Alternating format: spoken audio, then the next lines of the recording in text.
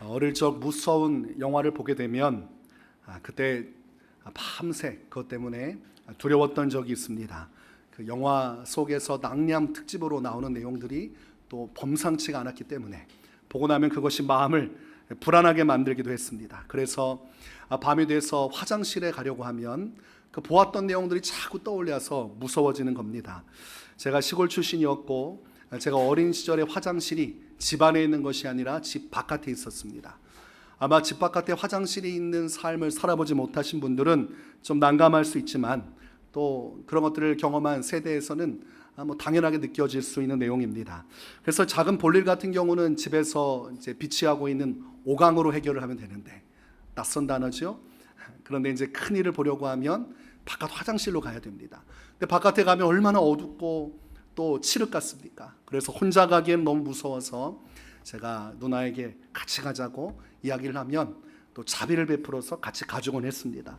어느 날도 이제 밤에 볼일을 봐야 되는데 큰 것이라 이제 화장실을 가야 되는데 혼자 갈 수가 없는 겁니다. 그래서 제 누나에게 같이 좀 가달라고 잘 부탁을 해서 같이 갔습니다. 평상시에 항상 화장실에 갈 때면 이제 바깥에 있는지를 확인하는 작업을 하곤 했습니다. 누나 밖에 거기 있지? 있어. 지금도 거기 있지? 있어. 계속 확인하죠. 근데 그날 밤에는 아무리 확인해도 대답을 하지 않은 겁니다. 내 마음속에는 이제 누나가 문 밖에 있지 않으면 어떡하나 싶은 생각이 들어서 현실을 부정하고 아마 밖에 있는데 장난을 치나 보다 생각을 했어요. 아무리 불러도 대답을 안 하는 거예요. 너무 무서운 나머지 급하게 일을 마무리 짓고 나가봤더니 있었습니까? 없었습니까? 없는 겁니다. 나중에 집에 가니까 자고 있는 거예요. 피곤하니까 배신하고 그냥 집에 들어간 거죠. 어린 마음에 마음에 상처를 받았어요. 이렇게 무서운 밤 동생을 혼자 놔두고 집에 들어가서 잠이 오냐? 이런 생각이 들었던 기억이 납니다. 밤에 얼마나 무서웠으면 자꾸 누나를 괴롭히면서까지 데려가려고 했겠습니까? 귀신이 무서운 거죠. 제가 들었던 그런 이야기들, 또 밤에 보았던 내용들, 그런 것들이 자꾸 무서우면 떠오르는 것입니다. 바깥에서 볼일을 본다는 건 푸세식이라는 거죠. 다 이렇게 퍼야 되고 또 다 정리를 해야 되는 바깥 화장실인데, 그때 볼일을 보다가 마음속에 어떤 생각이 들었냐면 성문이 쑥 올라와서 빨간 휴지 줄까 파란 휴지 줄까 이거 물어보면 어떡하나, 내가 뭐라고 대답을 해야 되나, 이런 쓸데없는 생각을 하고, 또 그 당시에 학교에서 항상 돌던 것이 홍콩 할매라는 어떤 특정한 이 귀신에 대한 얘기가 있었어요. 화장실에 아이 혼자 있으면 나타나서 잡아먹는다 이런 얘기를 듣고, 아침마다 또 학교 가다 보면 앞에서 잡상인들이 그거 관련된 책자들을 이렇게 팝니다. 공포스러운 내용들이죠. 친구가 산 것을 이렇게 보다 보면 그게 머리에 각인이 돼가지고 그런 것도 제가 무서워하는 이유가 되었습니다. 그래서 밤에 화장실 가는 것, 그것은 곧 귀신을 만나는 것, 이런 생각들이 내재되어 있다 보니까 자꾸 무서워했던 기억이 나요. 그런데 고등학교 때 진짜로 귀신을 만나게 됐죠. 사람들의 이야기 속에서 허구적인 이야기를 듣고 무서워만 했는데 실제로 영적으로 체험을 하면서 그때 엄청난 당혹감을 느꼈습니다. 우리가 말로 듣는 것하고 경험하는 건 다르고 또 직접 체험하는 것은 다른 것입니다. 그래서 집요하게 저를 넘어뜨리려고 하고 잠 못 자게 하고 자꾸 귀에서 속삭이고 저 인생 전체를 무너뜨리려는 영적인 시도가 있었고, 그때 너무 고통스러웠습니다. 마치 스토커가 24시간 옆에 붙어가지고 괴롭히는 것처럼 끊임없이 온전히 살지 못하도록 망가뜨리려고 계속해서 시험을 하는 겁니다. 그러나 그때 제가 예수 그리스도를 그 어려움 속에서 만났고 인격적으로 주님을 진실로 믿게 됐습니다. 누군가의 예수님이 아니라 교회에서 가르치는 그런 예수님에서 끝나는 것이 아니라 나의 예수님이시고 나를 위해서 십자가에서 죽으시고 부활하신 예수님이고, 내가 위기롭고 어려움에 처하고 외로울 때 나를 지켜주시고 보호하시는 나의 하나님이 되시는 예수님을 만나게 되면서 이제 고등학교 때 이제 국면이 전환이 되는 것이죠. 전에는 귀신 때문에 시달리고 잠도 못 자고 제정신을 차릴 수 없었지만 예수님을 온전히 나의 구주로 믿고 예수님의 이름으로 하나님께 기도할 때부터 판도가 바뀌기 시작했어요. 귀신 마귀가 아무것도 하지 못하는 것을 보면서 그때 제가 깨달았죠. 귀신은 예수님 앞에 아무것도 아닌구나. 성경 말씀을 볼 때 귀신이 예수님 앞에 벌벌 떠는 것처럼 오늘날의 시대도 귀신은 존재하지만 예수님의 이름으로 나갈 때 귀신은 예수님 앞에 굴복하는구나. 그래서 수없이 똑같은 현상이 있었지만 우리가 비포와 애프터가 있는 것처럼 예수님을 온전히 믿기 전에는 귀신에게 시달리고 그것이 내 인생 전체를 무너뜨릴 만큼 충격적인 일이었지만 예수님을 내 구주로 믿고 난 다음부터는 똑같은 현상이 일어나도 예수님 이름으로 나아갈 때 귀신이 복종하는 것을 보게 되었습니다. 그때 제가 깨달았습니다. 어릴 때부터 무서워했던 귀신, 공동묘지를 지나가면 귀신이 나타날까 두려워했고 친구들하고 귀신 얘기하다가 밤새 잠 못 잘 정도로 내 인생에 있어서 두려움의 존재였던 귀신이 실제 존재하지만 결국은 아무것도 아니라는 사실을 깨닫게 된 것이죠. 그래서 성경 말씀에는 진리를 알지니 진리가 너희를 자유케 하리라는 말씀이 있습니다. 진리를 알지 못했을 때는 막연한 두려움에 종노릇하며 살지만 진리를 깨닫게 되는 순간 자유함을 얻게 되는 거죠. 아, 귀신 마귀는 예수님 앞에 벌벌 떨고 예수님의 이름으로 나가면 아무것도 아니구나. 그것을 분명하게 체험적으로 알게 됐습니다. 그래서 고등학교 때부터 저는 귀신이 하나도 무섭지 않았어요. 부럽습니까? 저만 그런 것이 아니죠? 여러분도 마찬가지가 되지 않습니까? 예수님께서 여러분의 구주가 되시고 예수님의 이름 앞에 귀신이 복종하고 벌벌 떨고 아무것도 할 수 없다면 여러분이 귀신을 두려워할 이유가 없죠. 수많은 귀신들을 형상화시키지만 실제로 귀신은 형상이 있습니까? 없습니까? 없습니다. 영적인 존재이기 때문에 사람과 같이 육신이 없어요. 그저 사람 앞에서 여러 가지 모양으로 나타나 시험하고 역사하는 것이지 실체가 있는 것은 아닙니다. 영적인 존재이기 때문입니다. 사람이 두려워하는 모습으로 역사할 뿐이지 그게 실체는 아니에요. 그러나 아무것도 아니에요. 귀신 마귀는 이미 예수님께서 십자가에서 멸하셨고 죄와 사망의 권세를 예수님께서 모두 다 무너뜨리고 깨뜨리시고 승리하셨기 때문에 죄를 통해서 사망을 통해서 역사하는 귀신은 아무것도 할 수 없는 것입니다.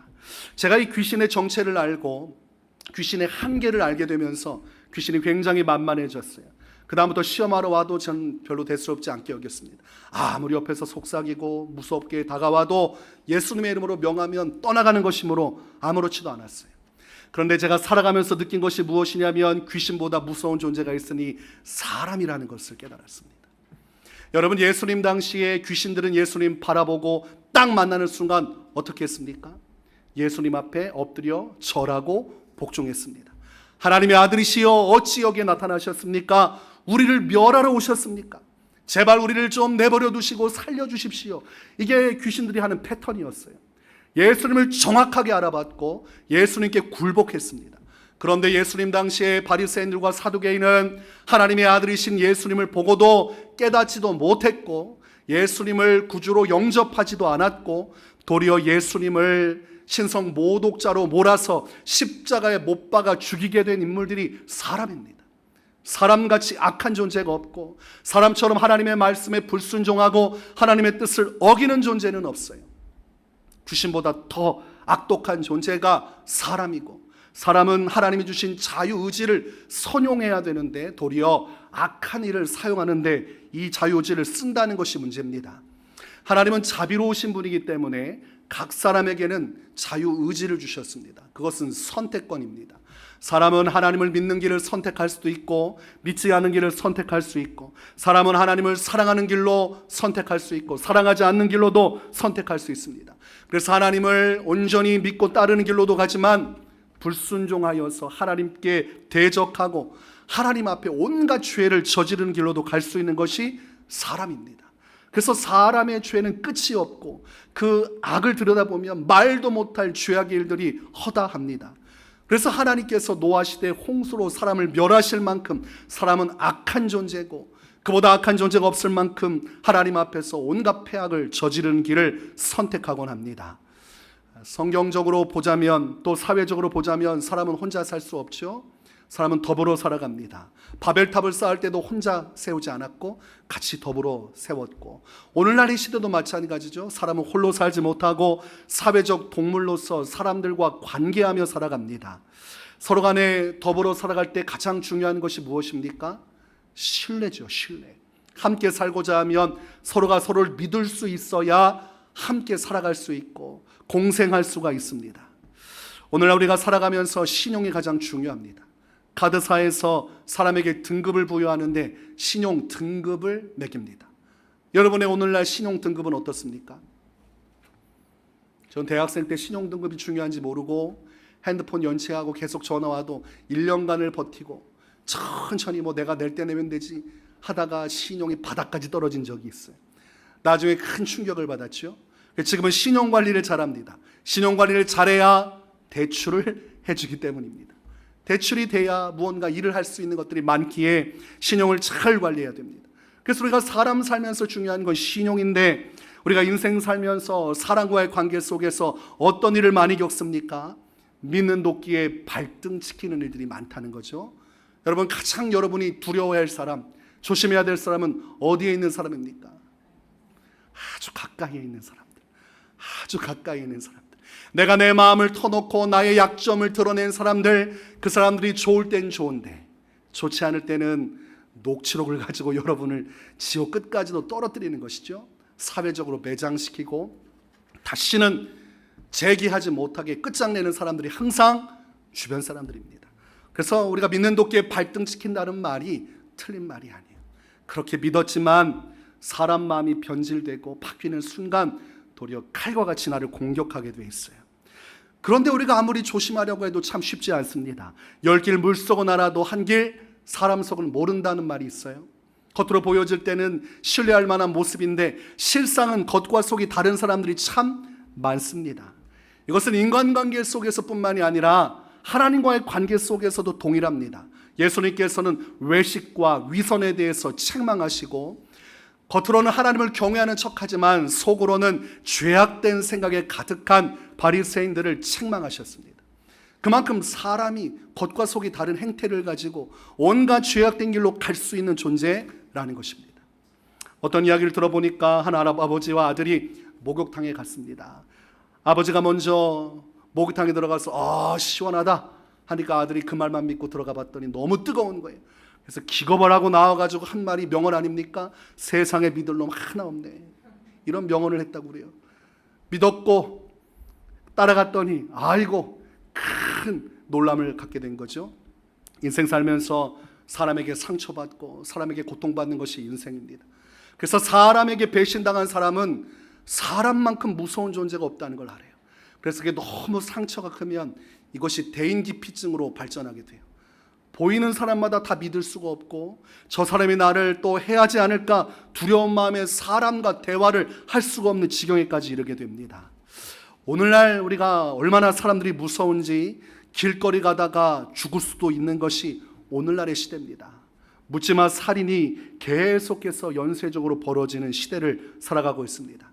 신림역 인근 골목에서 무차별로 지나가는 사람을 흉기로 공격하는 일이 벌어졌습니다. 그 당시에 기사를 보니까 한 명이 숨지고 3명이 다쳤다고 돼 있고 10분 동안 그냥 지나가는 사람을 칼로 찔러버린 겁니다. 그때에 이 사람을 죽인 이 가해자에게 인터뷰를 했습니다.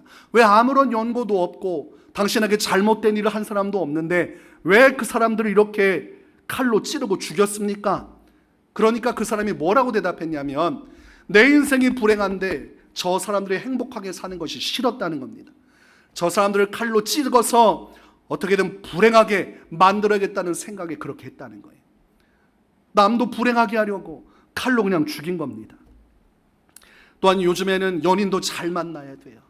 연인하고 잘 만났다가 헤어지자고 했는데 그것 때문에 죽는 일들이 계속해서 발생합니다.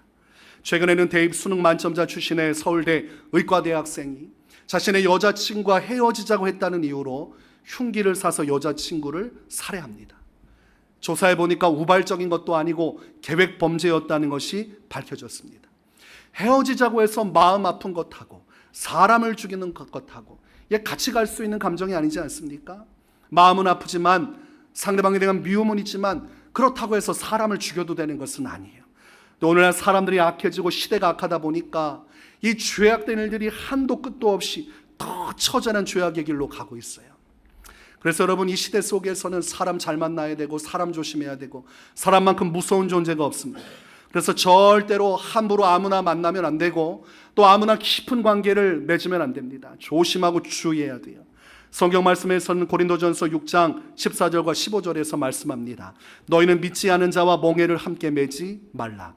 의와 불법이 어찌 함께하며 빛과 어둠이 어찌 사귀며 그리스도와 벨리알이 어찌 조화되며 믿는 자와 믿지 않는 자가 어찌 상관하며 라고 되어 있습니다. 믿지 않는 자는 죄악된 삶 속에 있기 때문에 얼마든지 마음속에 그 죄악의 욕망을 따라서 어떤 죄를 저지를 수도 있는 가능성이 내재되어 있어요. 그래서 성경은 믿지 않는 자와 깊은 관계를 맺지 말라고 경고하고 있고, 그들이 가지고 있는 하나님에 대한 불신, 세상의 정욕, 그리고 하나님에 대한 온전치 못한 죄악된 행태가 흘러들어오고 결과적으로는 그들이 망할 때 같이 망할 수도 있으니 관계에 있어서 정확하게 선을 두고 하나님 안에서 사람을 만나야 된다고 말씀하고 있어요.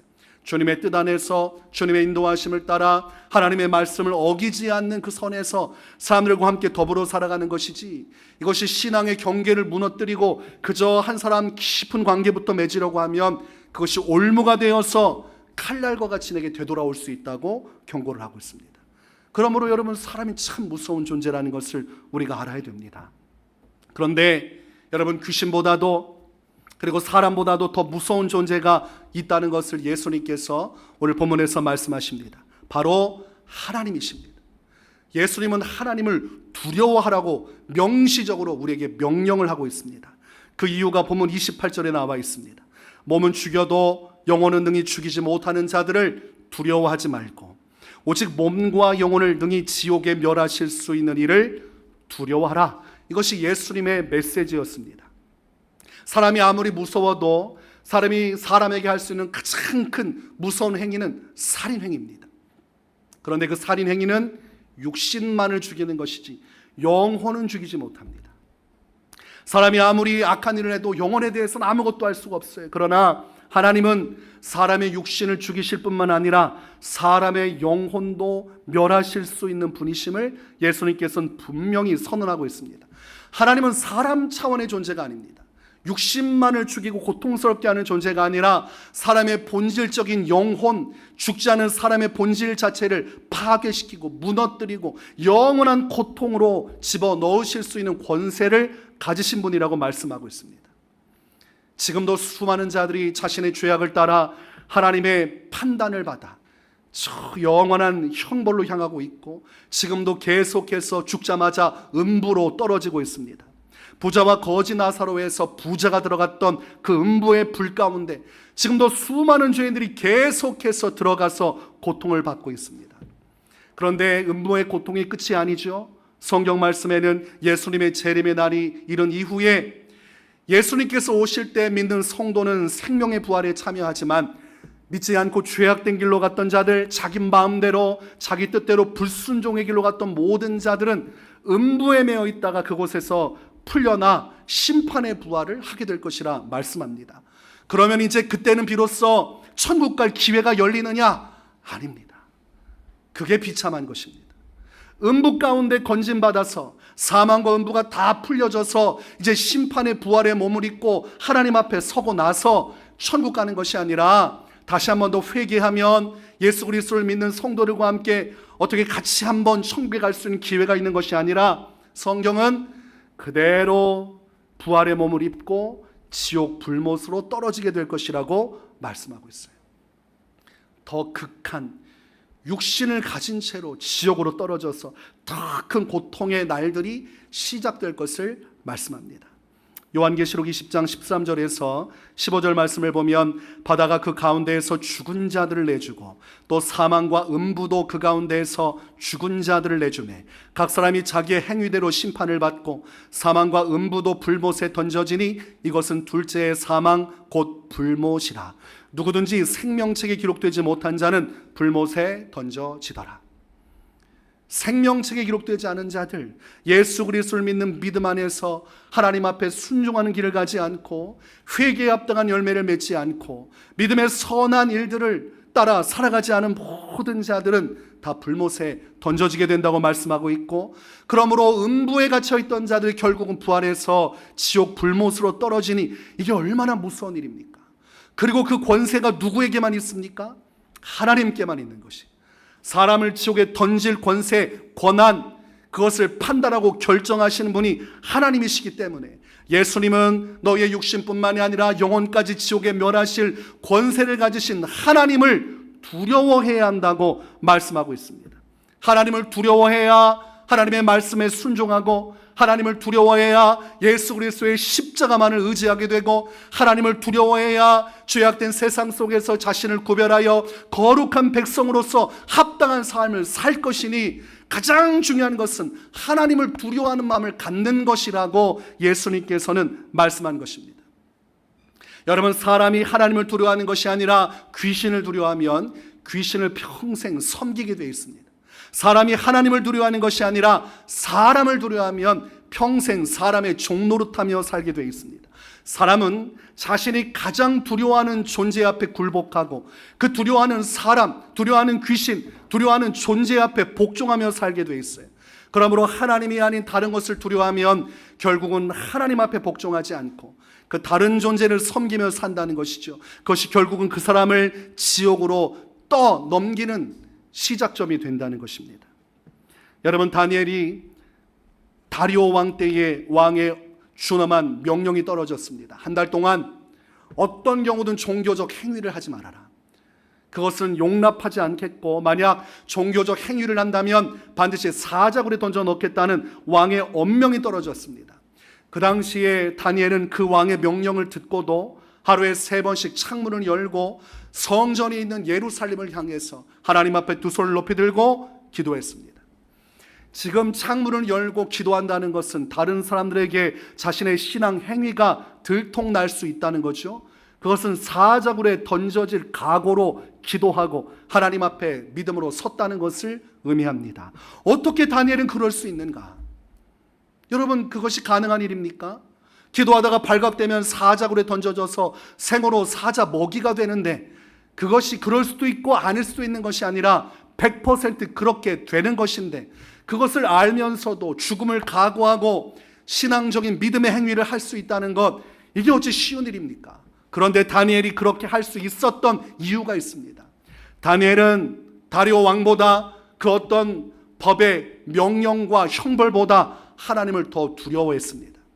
다리오 왕이 자신을 사자굴에 던져 죽일 수는 있어도 자신의 육신은 멸할 수 없는 것이죠. 그러나 하나님 앞에 불순종하고 자신이 하나님을 배도하고 신앙을 저버리면 하나님의 진노하심을 따라 자신이 능히 지옥에 들어갈 수 있다는 것을 다니엘이 알았기 때문에 더 두려워하는 하나님을 바라보면서 그 하나님의 말씀에 복종하는 길을 선택한 것입니다. 만약 다니엘이 하나님보다 다리오 왕을 더 두려워했다면, 그 당시 권세자를 더 두려워했다면 절대로 기도하는 거 하지 않았을 겁니다. 신앙 행위를 멈추고 하나님이 뭐라고 하시든 내게 뭐라고 명령하시든 아무것도 하지 않고 침묵하면서 하나님에 대한 신앙을 중지했을 겁니다. 그러나 그런 선택을 하지 않았어요. 다니엘은 하나님을 진심으로 두려워했습니다.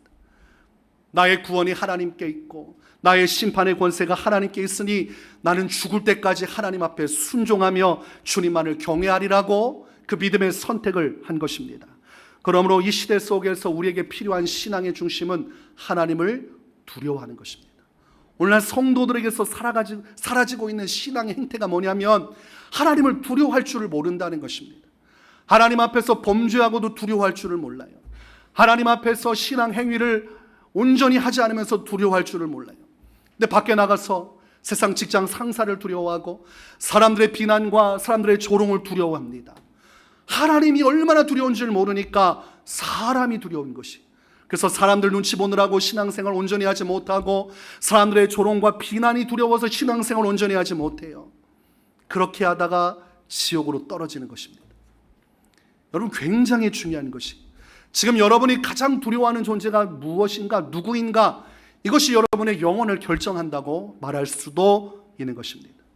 하나님을 두려워할 때 그때부터 참된 신앙이 시작되고, 그 두려워하는 마음으로 주님을 경외할 때 우리도 어떤 상황에서도 다니엘처럼 하나님만을 경외하는 믿음의 길을 걸어갈 수가 있는 것입니다. 오늘 본문 29절에서 예수님께서는 이런 말씀을 주십니다.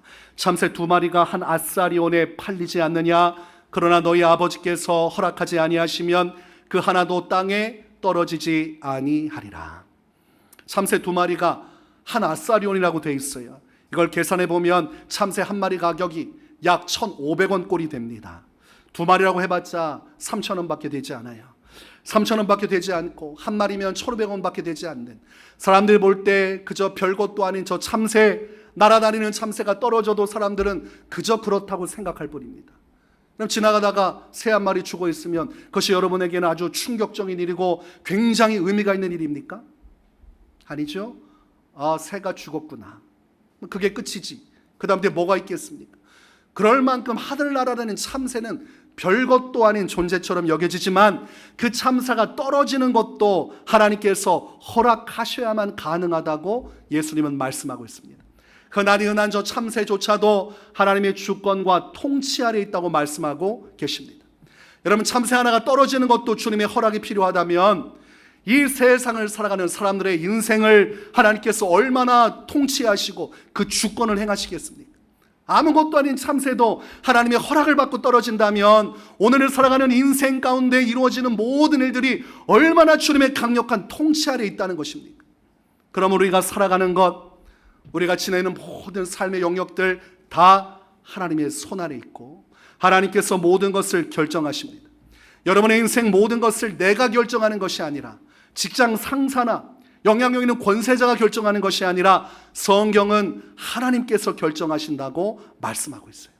예수님은 저 참새를 통해 깨달으라고 말씀하는 것입니다.